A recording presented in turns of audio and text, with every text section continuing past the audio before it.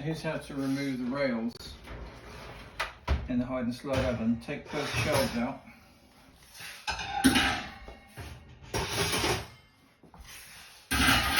And the tray. Now you can take each rail out by pushing backwards and lifting up. Push backwards, lift up.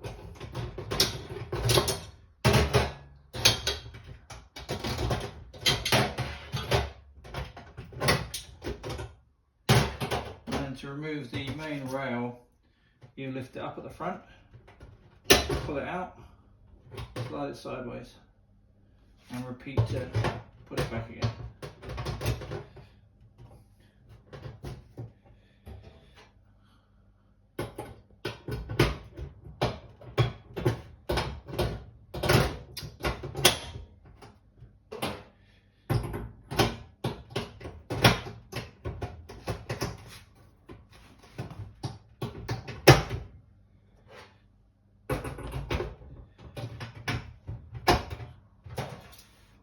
So hook it in at the back, push it from the front,